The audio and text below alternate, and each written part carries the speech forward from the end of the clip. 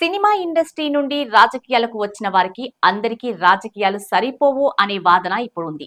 అయితే పెద్ద పెద్ద స్టార్లు రాజకీయాలకు వచ్చి తమ సత్తా చాటారు. కీలక పదవుల్ని అలంకరించారు. ఆ పదవులకు వన్నె తెచ్చారు.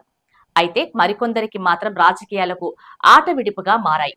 తాము ఏదో ఒక పార్టీలోకి వెళ్లటం, అదృష్టం ఉంటే ఆ పార్టీ గెలిస్తే ఏదో ఒక పదవి చేపట్టడం, ఆపై మంత్రిగా తన మార్కు వ్యవహారాలు మొదలుపెట్టడం, టర్మ్ అయిపోగానే తిరిగి ఎలక్షన్లో గెలిస్తే సరే, లేకపోతే ఇక రాజకీయాలకు సెలవు అంటూ తిరిగి ఇండస్ట్రీకి వెళ్లటం. ఈ కోవలోనే వైసీపీ మంత్రి రోజా ఆలోచిస్తున్నారని తెలుస్తుంది. వైసీపీ ఫైర్ బ్రాండ్లలో మాజీ మంత్రి రోజా ఒకరు. వైసీపీ ఆవిర్భావం నుండి ఆ పార్టీలో యాక్టివ్ గా పనిచేస్తున్నారు. 2014తో పాటు 2019 ఎన్నికల్లో కూడా ఆమె నగరి నుండి గెలిచారు. వైసీపీ ప్రతిపక్షంలో ఉన్నప్పుడు, అధికారంలోకి వచ్చినప్పుడు ఆమె చాలా దూకుడుగా వ్యవహరించారు. గత 5 ఏళ్లలో అయితే అప్పటి ప్రతిపక్ష నేత చంద్రబాబు, లోకేష్, జనసేన అధినేత పవన్ కళ్యాణ్ ను టార్గెట్ చేసుకొని చెలరేగిపోయేవారు. అప్పట్లో ఆమెకు వైసీపీ అధినాయకత్వం నుంచి పూర్తిగా స్వేచ్ఛ దొరకటంతో ఓ రేంజ్లో రెచ్చిపోయేవారు. దాదాపు 5 ఏళ్లు కూటమి పార్టీలోని నేతలందరినీ ముప్పు తిప్పలు పెట్టగలిగారు రోజా. అయితే ఈ ఎన్నికల్లో ఘోర పరాజయంతో పత్తా లేకుండా పోయారు.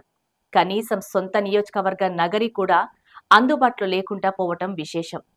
అయితే ప్రస్తుతం చెన్నైలో ఆమె నివాసం ఉంటున్నారు. ఇక వైసీపీలో ఒక వెలుగు వెలిగిన మాజీ మంత్రి రోజా ఇప్పుడు ఓటమి ఎదురయ్యేసరికి తట్టుకోలేకపోయారు. అందుకే రాజకీయాల నుండి తప్పుకోవాలని భావిస్తున్నారు అని టాక్. తిరిగి సినిమాల్లో అటు బుల్లితెరపై ఇటు వెండితెరపై మెరవాలని చూస్తున్నారు.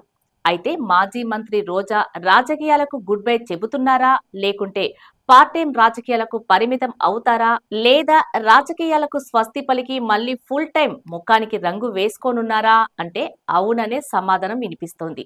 జరుగుతున్న పరిణామాలు కూడా అలానే ఉన్నాయి. రోజా చాలా రోజులుగా ఏపీ వైపు చూడటం లేదు. కనీసం మీడియా ముందుకు కూడా రావటం లేదు. అవసరం అన్నప్పుడు కొద్దిపాటి విమర్శలతో రికార్డింగ్ వీడియోలను మీడియాకు విడుదల చేస్తున్నారు. పైపెచ్చు గతం మాదిరిగా తీవ్ర స్థాయిలో రాజకీయ ప్రత్యర్థులపై విరుచుకుపడటం లేదు.